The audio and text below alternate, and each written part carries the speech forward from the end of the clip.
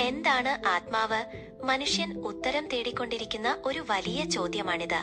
ലളിതമായി പറഞ്ഞാൽ, നമ്മുടെ ശരീരത്തിനപ്പുറം നമ്മെ നിലനിർത്തുന്ന ആന്തരികമായ ചൈതന്യത്തെയാണ് നമ്മൾ ആത്മാവ് എന്ന് വിളിക്കുന്നത്.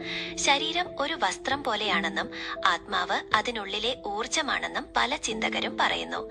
നമ്മുടെ ചിന്തകൾക്കും വികാരങ്ങൾക്കും അപ്പുറം ഓരോ മനുഷ്യന്റെ ഉള്ളിലും പ്രകാശിക്കുന്ന ഈ അദൃശ്യ ശക്തിയാണ് നമ്മെ ജീവസുറ്റതാക്കുന്നത്. വിവിധ മതങ്ങളും ആത്മാവിനെ വളരെ പവിത്രമായാണ് കാണുന്നത്. ഹിന്ദു ധർമ്മത്തിൽ ആത്മാവ് നാശമില്ലാത്ത ഒന്നാണെന്നും അത് ഒരു ശരീരത്തിൽ നിന്നും മറ്റൊരു ശരീരത്തിലേക്ക് മാറിക്കൊണ്ടിരിക്കുമെന്നും വിശ്വസിക്കപ്പെടുന്നു. ഇസ്ലാം മതം വിശ്വസിക്കുന്നത് ആത്മാവ് എന്നത് അല്ലാഹു നൽകുന്ന ജീവന്റെ രഹസ്യമാണെന്നാണ്. മരണശേഷം അത് അല്ലാഹുവിലേക്ക് തന്നെ മടങ്ങുന്നു. ക്രിസ്തീയ വിശ്വാസപ്രകാരം ദൈവം മനുഷ്യനെ സൃഷ്ടിച്ചപ്പോൾ നൽകിയ ജീവനാണ് ആത്മാവ്. ശരീരം മരിച്ചാലും ആത്മാവ് ദൈവത്തോടൊപ്പം എന്നും നിലനിൽക്കുന്നു.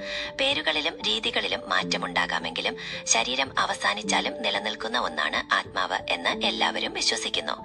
ആത്മാവിനെ കുറിച്ച് പഠിക്കുന്നതിലൂടെയും അത് ശരിയായ രീതിയിൽ മനസ്സിലാക്കുന്നതിലൂടെയും ജീവിതത്തിന്റെ യഥാർത്ഥാർത്ഥം തിരിച്ചറിയാൻ നമുക്ക് സാധിക്കും.